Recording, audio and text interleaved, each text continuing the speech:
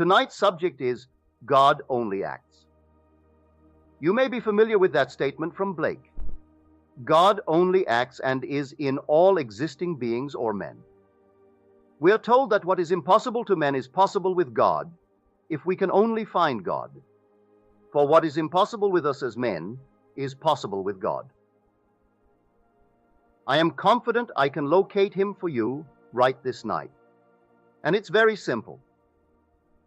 There are unnumbered things that you and I can think of that are truly impossible with us. Unnumbered things, you can think of them. Now, could you imagine the thing that is to you impossible solved? Can't you imagine it solved? Think of something that you cannot.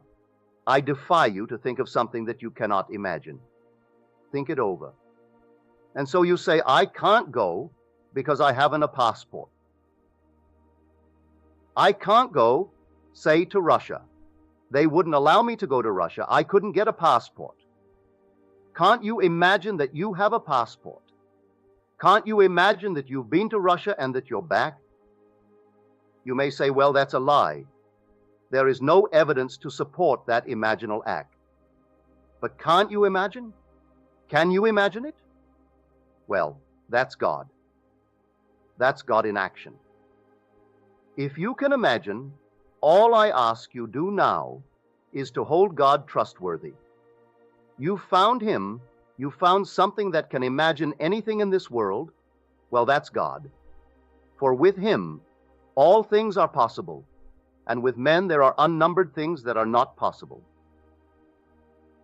So you found in yourself a power that makes everything possible. But all God intends from us is to accept the imaginal act with faith. That's all. Faith is being loyal to unseen reality. You remember what you did. That's an imaginal act. All it takes from us now is to be loyal to that imaginal act.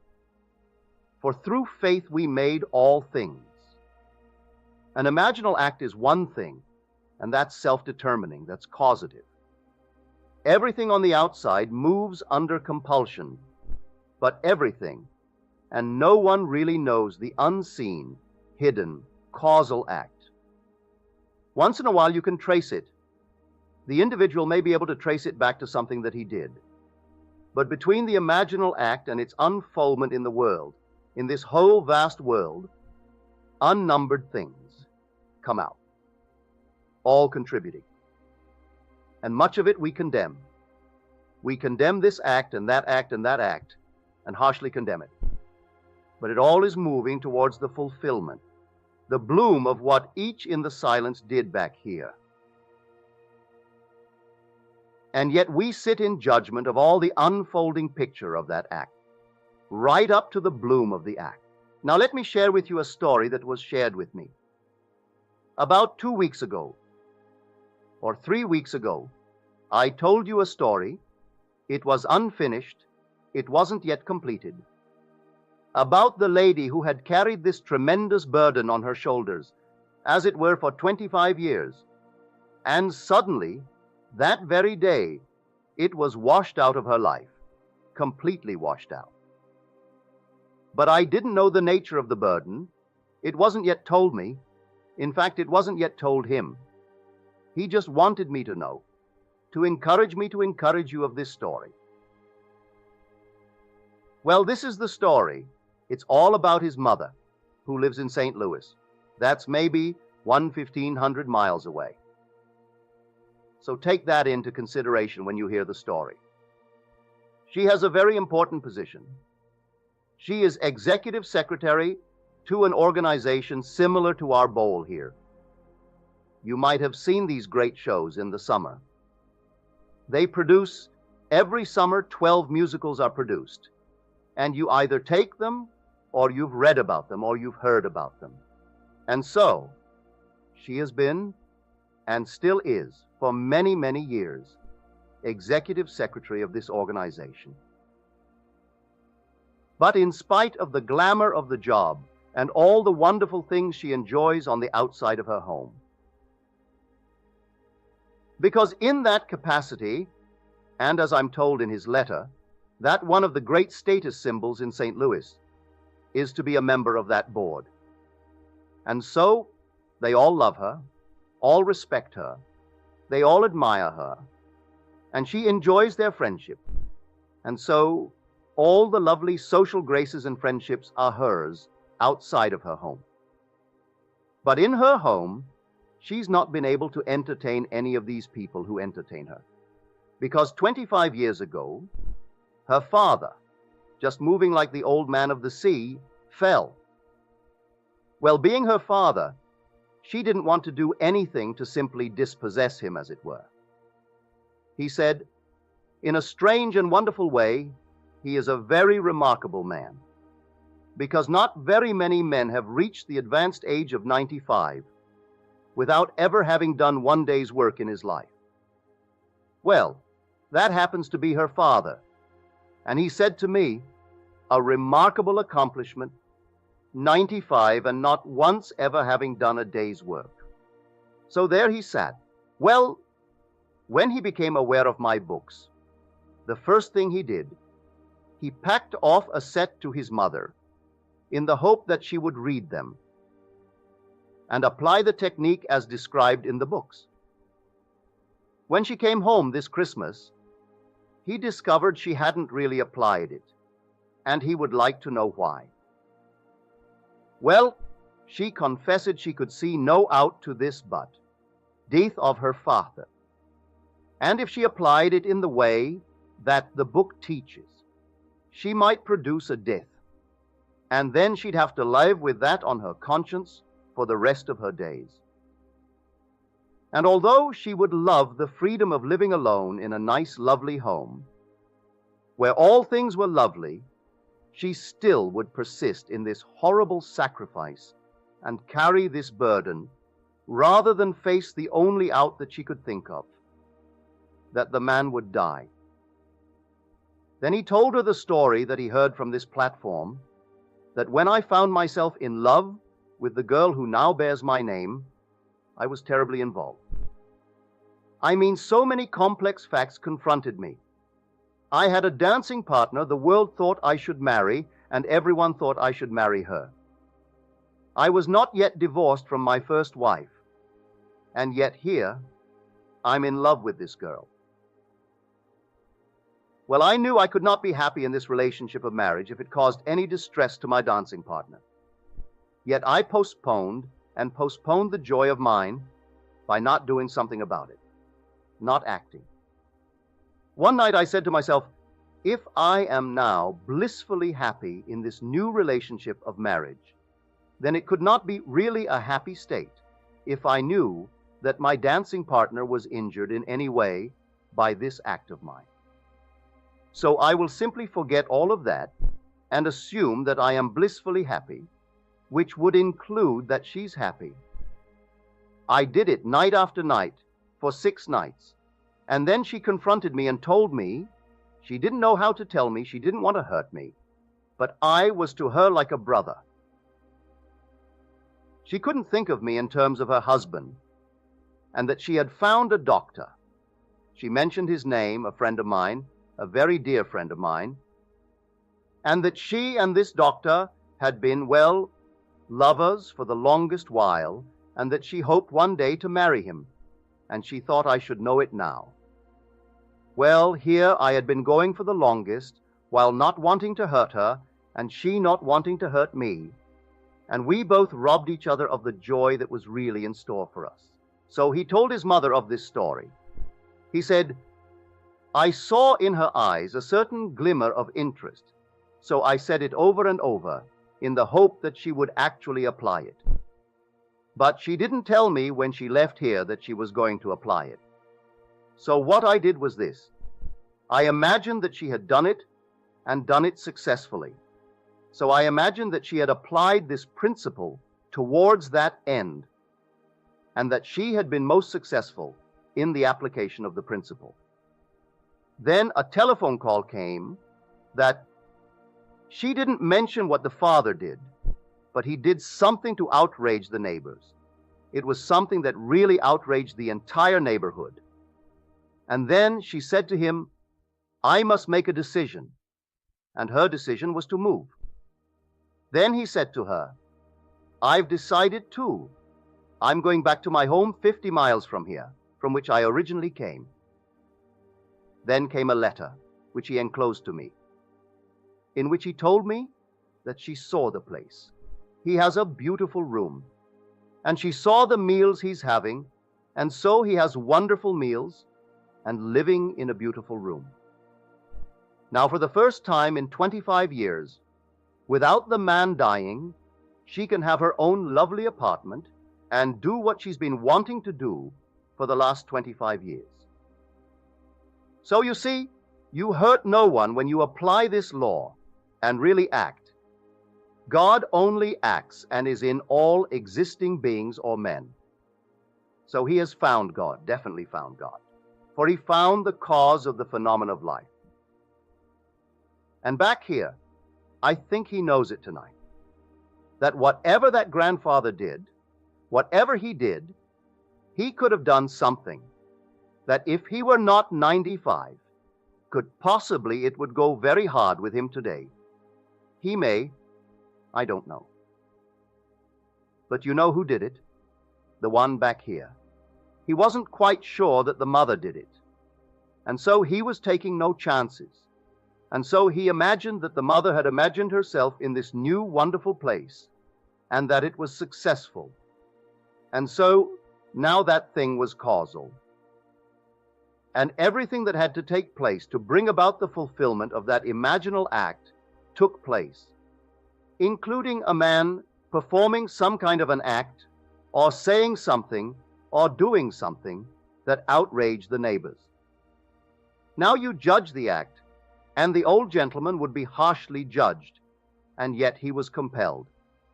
For every outer act moves under compulsion, and that compelling force is in man as an imaginal act. It's the only creative force, and that is God. By him all things were made, and without him was not made anything that is made. John 1:3. So you found God in that wonderful act. Therefore, why go elsewhere when you found exactly how this thing works?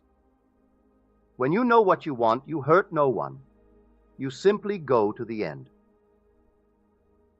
But may I tell you, you may cause many things to be, well, on the surface, to be very distressing, not to you alone, but to others, and sometimes never to you. But that's why in the end you'll understand the words, "Father, forgive them. They know not what they do." Luke 23:34. For everyone is acting in a way he doesn't really know why he's doing it. He thinks he initiated it. He doesn't. He's under compulsion because someone removed not only in space, removed in time, is treading out the winepress, and they're only instruments to bring about the fulfillment of that unseen imaginal act. So here, he has shared with me that I in turn may share with you. I am convinced that if you take me seriously and do it, I will get, before I close, on the 26th of May, 100%. I will have everyone who could testify to the truth of God's law. I mean that seriously. I don't mean 99%, I mean 100%. If you treat it seriously and act, God only acts and is in all existing beings or men. And if he starts with the premise that with men things are impossible, but with God all things are possible. They couldn't understand how a rich man who is denied the right to enter the kingdom of heaven because he couldn't, it's easier for the camel to go through the needle's eye. And then they asked him, then who can get the kingdom of heaven? His reply was, with men it's impossible, but with God all things are possible. Mark 10:27. So now you know that you can't conceive of something. No one can tell you something that you can't imagine. No one has ever gone to the sun. But can't you imagine it? No one has ever gone beyond the sun, beyond our sphere into some other sphere altogether. But can't you imagine it? There's nothing. You can't imagine. Therefore, all things are possible with God. Therefore, God must be my capacity to imagine. That's God. And if I try it and it proves itself in the testing, then I have found him. I try it again, and it proves itself in performance. So I have confirmed that I have found him. Then I share it with others, and they try it, and it works. Then we have found him, haven't we? So I say, we can get from this group here 100% success, that you can actually testify to the truth of God's law. I'd be satisfied and thrilled if 1% could testify to the truth of God's promise. But that is unconditional. Not a thing you can do about it. It just happens. But you can do everything about testing His law, because His law is conditional. We are the operant power. For when it comes to His promise, that is something that thrills me beyond measure, when I hear anyone confirm the promise. So now let me share with you what was given to me in the same letter. He said, last week I began to write you a letter. He was going to tell me how about a month ago he met God. He said it was then, at that meeting, soon after that meeting, that I began to write to you. But my experience in meeting God is not identical to yours. First of all, there was no meeting of an infinite might, only love, a mixture of light, joy, and love. That was the mixture. He said, unlike your experience, it was not a person, but fused with it I did. And after so many years of being confused, it was a thrilling relief to be fused, for a change. So he met God. Even though he didn't see God presented in bodily form, he was fused with God. You know what fusion is? Where things are gathered together, and actually gathered together as two by melting. That's an actual experience. You are fused with God, and no power in eternity could ever put you apart. Read the 8th chapter of the book of Romans. No power in the world could ever, after such a fusion, ever bring about a separation of you two. Verse 38. And therefore, when we are fused with God, we have the same body, that same glorious body of God. And here we have unity and equality in diversity. He and I do not look alike. We're both men. I'm older. But we do not look alike, and yet we are both fused with the same body of God. So here we have equality in that body. We have union in that body, and yet diversity. That's the great mystery. When all are gathered together, one by one, not collectively, but one by one into the body of God. And eventually all will be in that one body, and it's our body, and the individual's body. That's your resurrected, glorious body. You can't describe it. In this man's case, it appeared to him as a mixture of light, that's right, of joy, that's certainly right, of love, absolutely right. So all mixed together. But it was not a person. It did not come and present itself in bodily form. In my own case, it was just as described in the 7th chapter in the book of Daniel, the Ancient of Days, right before me, clothed as he's clothed, looking just as he's described. And I am presented to him as described in that book, verses 9-11. And the very open book as described in that chapter was present. Only 3 characters stand out in my mind. There were others, but 3 stand out. Infinite might, and they're sitting in what I would call a carriage, drawn by the most glorious horses.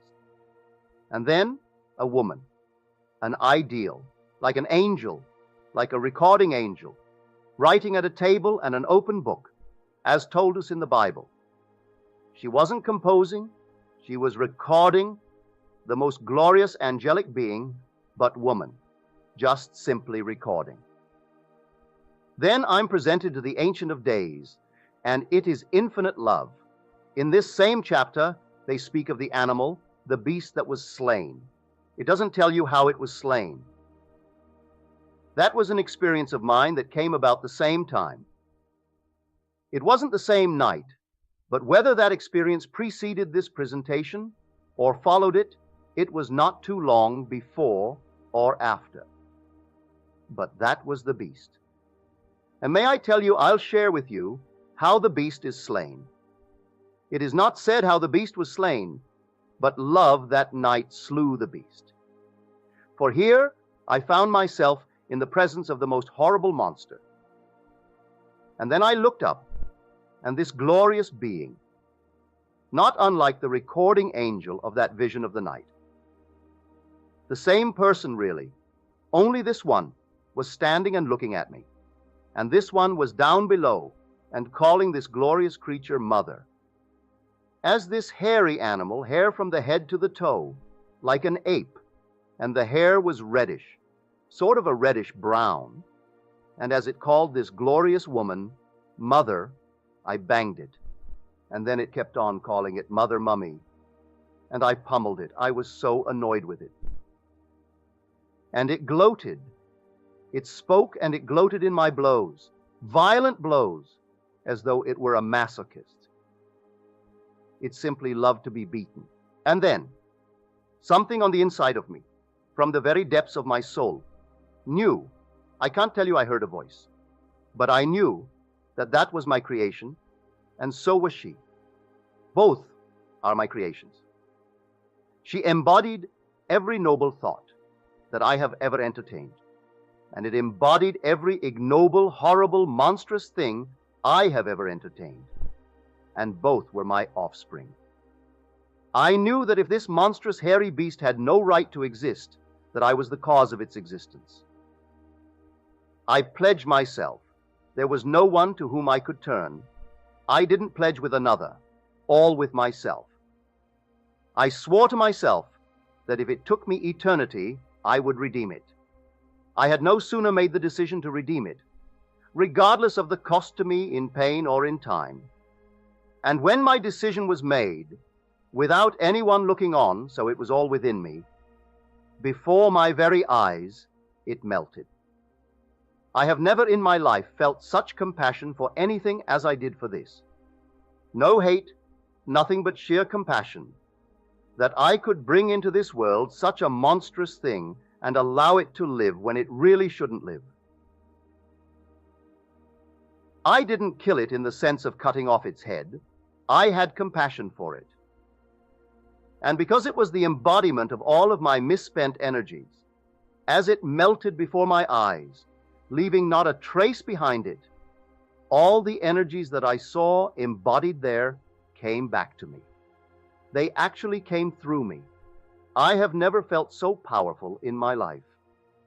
Everything that throughout the centuries, how long I don't know, unnumbered ages went into this monstrous creature, invisible to me with my mortal frame of it, it whispered into my ear repetition of the deeds that fatten it, on which it would grow. So any opportunity to take advantage of would be encouraged by the whispering of this unseen monster that I, myself, had created. And every attempt to be noble in my world came, and encouragement would come from this noble creature that I had created. And so, at that very moment then, I discovered what I had done with sheer energy. For I gave it life. I brought it into being. It was my dweller on the threshold, and I faced it one night, and sheer compassion wilted it, and it melted before my eyes and vanished. But in vanishing, all the energies, they weren't dissipated. They returned to me who had put them into that horrible, monstrous form. So, the beast spoken of in that chapter, and you'll find it in Revelation, you'll find it in many chapters. The open book you find in many chapters, all through the Psalms, Isaiah. These are true visions. And so he didn't see the human form, but he was fused with the same being, for that being is love. When you fuse with it, the joy is beyond the wildest dreams. So he felt joy and life. You can't measure the life. For in the Father there is life. And as the Father has life in himself, so he's granted the Son also to have life in himself. John 5:26. So fusion with it. The Father, he's become the Son who is one with the Father, and therefore has life in himself. So I can say to him that in this fusion there is no Jew, no Greek, no slave, no free, no male, no female, only one in Christ Jesus. And all the powers of the world cannot ever divorce you from that fusion. He's one with it. So I can't tell him the thrill that was mine when I got that letter and began to read it. He said in his letter, which is irrelevant for the evening, but still it's part of the picture. He was writing a story when his wife happened by and said, "Oh God, what, another letter to Neville? You want to monopolize all the meetings?" She said, "Read it." She didn't say it unkindly, at least not too unkindly. And so he said, "I promised at the moment that I would delay writing any more letters for the next few weeks. But Mother's note came this morning, and because I had mentioned it to you in a previous letter, I thought I should share with you the conclusion, and that you tell others as I have told you. So I want to thank him, and I want to ask her, please don't stop him from writing any more letters. So everyone, I want to get the letters and really get them in. I say everyone can bring me letters on the condition, which is the law.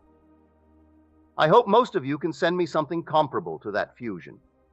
For now that's done, they could shoot him now, chop off his head, and they can do nothing to separate him from the love of God. He was called into that state. He didn't earn it any more than I did. What was God's secret of his elective love that night when he was, about a month ago when he was called? He was called and he saw love, only love. For God is only love, really. But the love is so ecstatic, you can't deny the joy that is with it. And you can't deny the life that you feel when you are fused with it. You can't. But in that union, oh, what joy, what life. So all of the qualities he expressed perfectly. I still say to him, it may be this night, who knows, that you will see him presented just as the 7th chapter of Daniel presents him. Just as Daniel presents him, that's exactly what he looked like to me. And then you are that Son of Man who is brought and presented to the Ancient of Days. The recording angel, yes, she's there. Infinite might, yes, he's there. They do not look alike, but you can't deny infinite might when you stand in his presence. It was infinite might who sent me, and the words ringing in my ears were the words, time to act. Time to act. I had to discover how to act. It was time to act. Drink no more water. Take a little wine for your stomach's sake and your many afflictions. 1 Tim 5:23. I had been absorbing all the psychological truth I could get by attending all the lectures, reading all the books, and going mad trying to adjust the conflicts with all the so-called different aspects of truth. And the words are, drink no more water. Take a little wine for your stomach's sake and your many afflictions. Certainly wasn't to take wine in a physical sense, although I must confess I enjoy it. But that was not the suggestion. Wine is how to apply it. You've been absorbing the psychological truth. That's symbolized by water. So I filled myself till I almost became waterlogged. And now, don't take any more. Start to apply it by drinking a little wine. Put it into practice. I then had to put it into practice. And putting it into practice, I found God. For if by him all things are made, and without him was not anything made that was made, and I found out what I did and how I got something in result, well then, I found him. I tried it again, and it worked again. I kept on trying it, sometimes a long delay, sometimes shorter. I can't quite bring it down to the point of why the delay, other than it's not a delay, It is simply the seed takes a different interval of growth, interval of time. One would come overnight, one would come while I'm doing it, and some would come the next day, the next month, the next year. But, looking back, as I told you a week ago tonight, a story from which I have both, and I tried to explain that night that I was the cause of her misfortune. The things she did for which she was criticized and sentenced and suspended, I did it. Had I not done the imaginal act, she would not have done what she did, and if she did do it, she would not have been discovered in the act. But she had to be discovered because she had to come forward that I could serve her with papers. She was hidden in the 8-odd million people in the city of New York. There are over 8 million. Buried in that enormous crowd, how are you going to find her when she leaves her address and gives no forwarding address? But she had to be found, even as like a needle in a haystack. She had to come out of hiding, because I had performed an act. Performing the act, I compel her to perform a certain act for which society condemns her. So who did the act? I did it. And so, I only told the story to show you, don't judge anyone harshly. You may be the very one treading the winepress that is causing that act. Then you now sit in judgment and condemn. But when you awaken, you will say exactly what is said on the cross. Father, forgive them, for they do not know what they do. They're all moved under compulsion.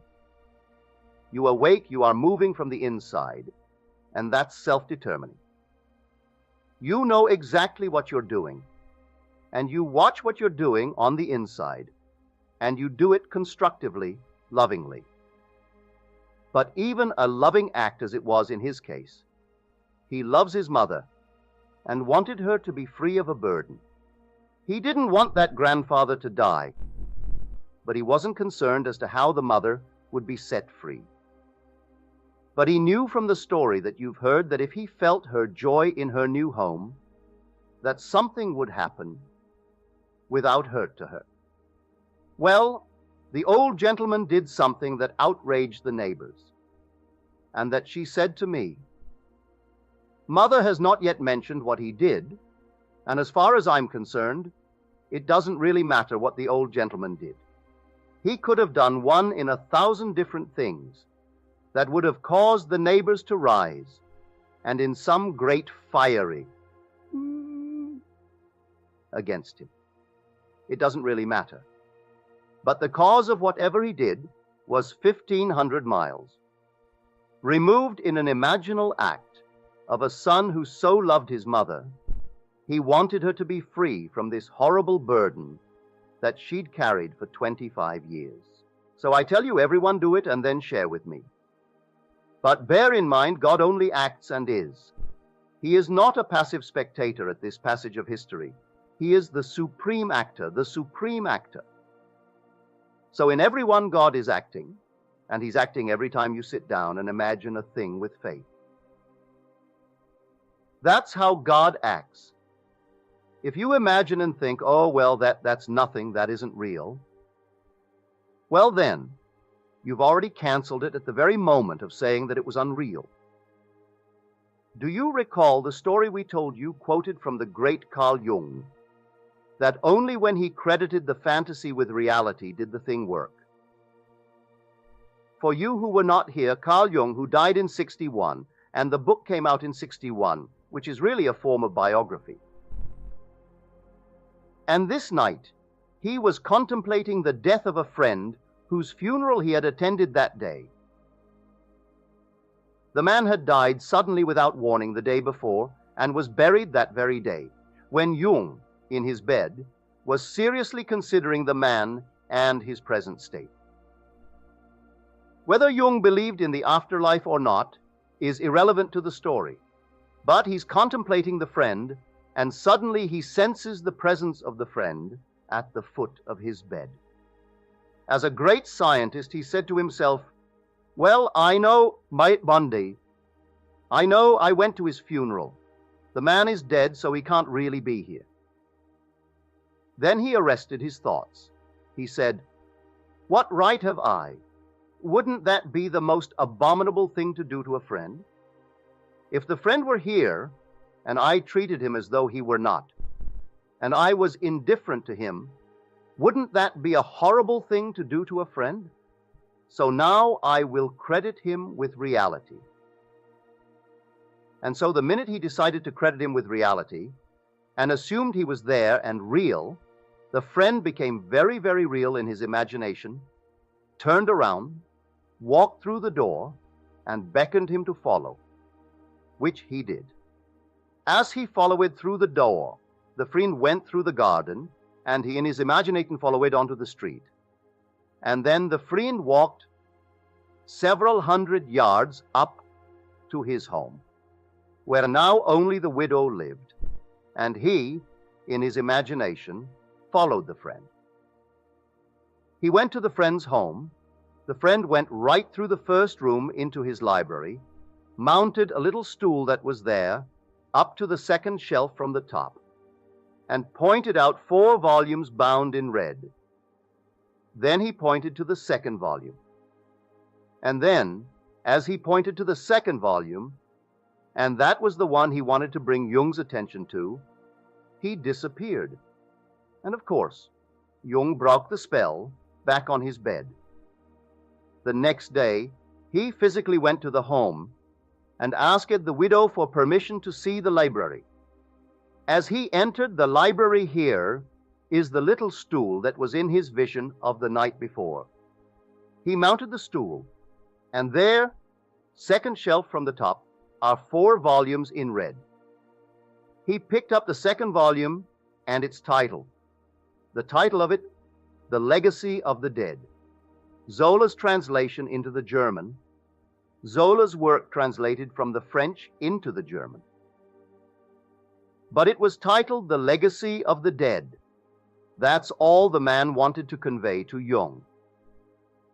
Jung, the great giant in the mind, might believe that with the dissolution of the brain, there is no man. He might, because Freud believed that, and he was Freud's great student. So many psychiatrists believe that without the brain, there is no being, no entity. It vanishes with the dissolution of the brain. How they can conclude that, I don't know, but many of them do. Well, Jung might have been on that verge. Well, here is a man who is dead now. He went to the funeral. He returns to convince him of the reality of a post-death state, and takes him to the place and points out a book where the title bears a great significance, The Legacy of the Dead. And so, Jung could take that in 1944, I think that happened. But he would not allow it to go into print until after his death. He died in 61, and the book came out in 61, after Jung himself had made his exit from this world.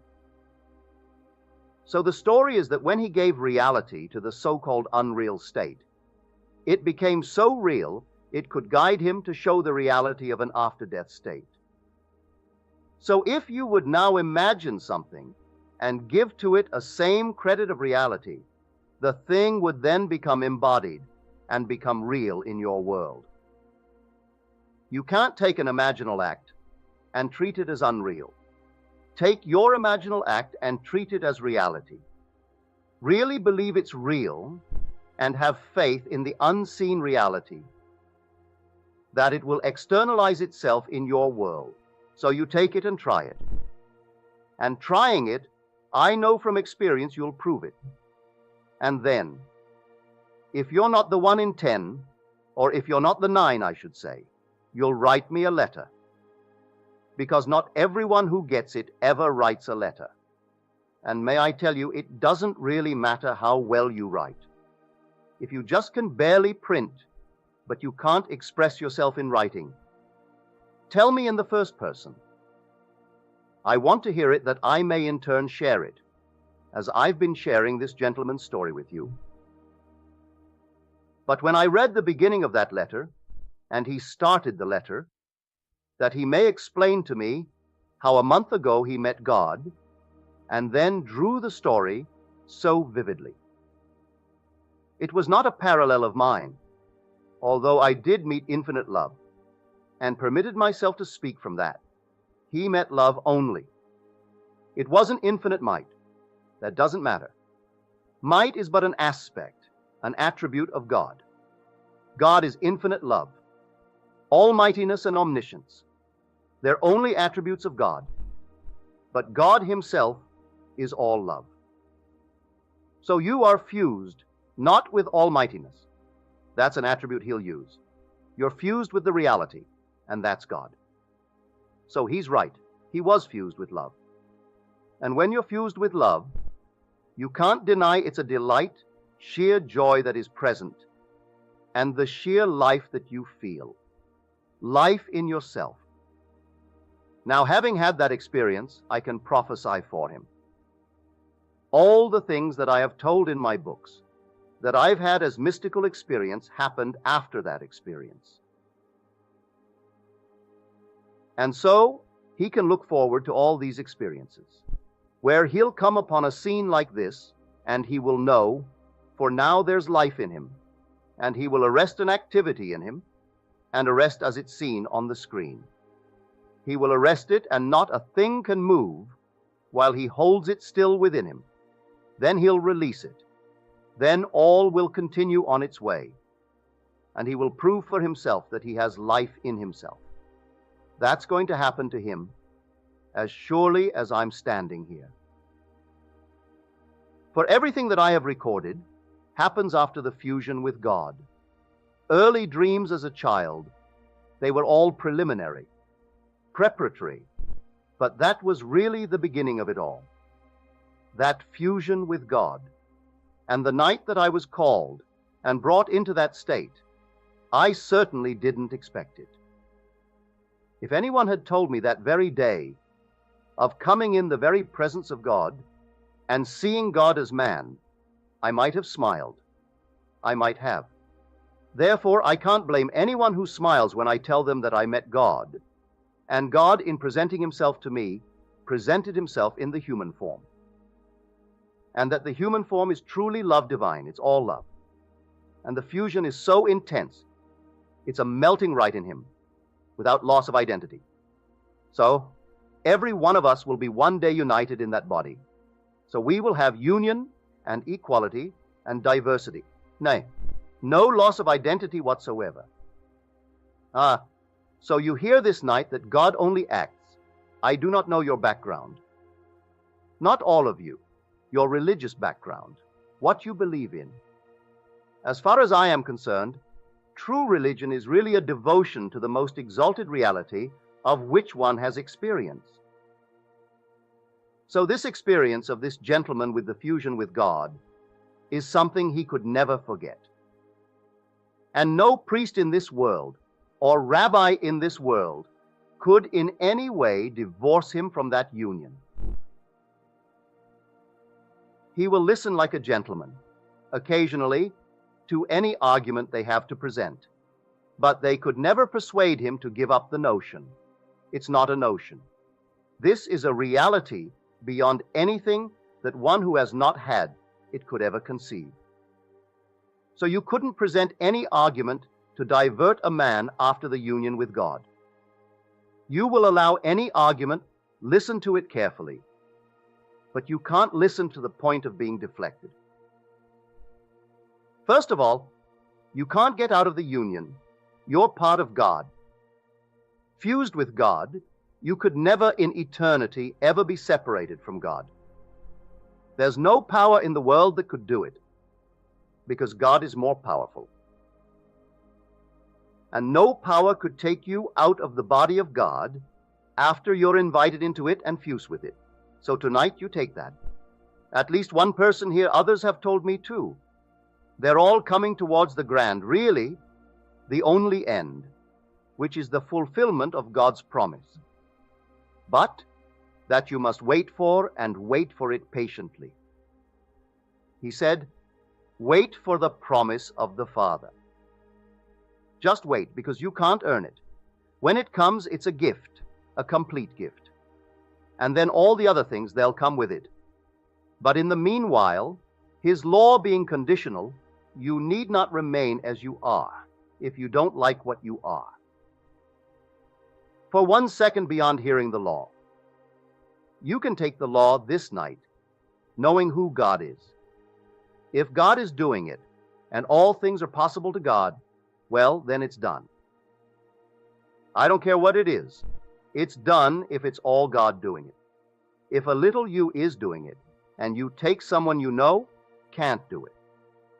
But the minute you know that imaginal acts are God's acts, that God actually became you, that you may become God, and that you are all imagination, and God and you are one. Therefore, if he actually became you, and he acts in you, the only thing in you that is completely, that you could say all things are possible to it, is your imagination. You can't think of anything in this world outside of your imagination that you can say of it, with it all things are possible, because almost everything else is impossible. You think of the things that you would like to do, and how many things are impossible if you take the little you of flesh and blood. But take yourself as imagination. Can't you imagine anything in this world but anything? If you can imagine it and actually accept the imaginal act as fact, and wait in confidence that the imaginal act has all the power necessary and the plan wrapped within itself to externalize itself. And while he was here, 100 miles away, this imaginal act was taking the old gentleman and making him do something that would outrage the entire neighborhood. The old gentleman and his daughter would be totally unaware that an unseen imaginal act was cause of his behavior, because they would say, "What on earth is he doing?" Or, "What in a household of that sort, with a daughter who is so gracious and so noble, and to have a father like that, how could he possibly do it?" We would judge him harshly. The real culprit, if there's a culprit, was hidden 1,500 miles away, and he did it through love. He so loved his mother, he wanted his mother free and be separated without killing the grandfather. And so, you do it this way. Do it in love. Every time you exercise your imagination lovingly on behalf of another as he did, you're mediating God to that other. And so, he mediated God to his mother. And only that act of the grandfather would have forced her to the decision. So she told him, "I have to make a decision, and I'm going to move." Then he comes forward and says, "I'll make a decision too. I am moving back to my home of my origin, really, 50 miles from here." Well, that's near enough, isn't it? I mean, you're not the only ones. 50 miles is a long way to walk at 95 years. And so she can go visit him and see him and leave him just where he is with his friends. "All the meals are good," she said in her letter, for I read her letter. He was very gracious and loaned his mother's letter to me. And just as I've told you what he told me, the mother told him. And he need not be that curious to find out what he did. That is unimportant. Whatever he did, he outraged the people to the point where something had to be done, and a move was in order, and the move became a fact. So I'm asking you to take me seriously. And when you sit down this night in the silence, or when you go home and you are with yourself and gathered together and you imagine anything, do it lovingly. Of a friend, do it lovingly and believe it's done. That's God in action. And with God, all things are possible. You don't have to aid it, leave it alone. It's going to actually move itself through all, and all things being interwoven, they will take anyone in the world that it can use to embody itself. And therefore, forgive all when you become the man or the woman you want to be. All those who seemingly tried to oppose you on your forward motion were aiding you, but you didn't know it. Therefore, forgive them all in the end. A bird couldn't fly unless opposed. A fish couldn't swim unless opposed. A plane couldn't take off. You couldn't walk. Nothing in this world could really move unless opposed. So if you have opponents, then they're only playing the part. Because you dare to assume that you are the man, the woman, that you want to be, they had to come to give the necessary opposition. Without that, you wouldn't move. Now let us go into the silence.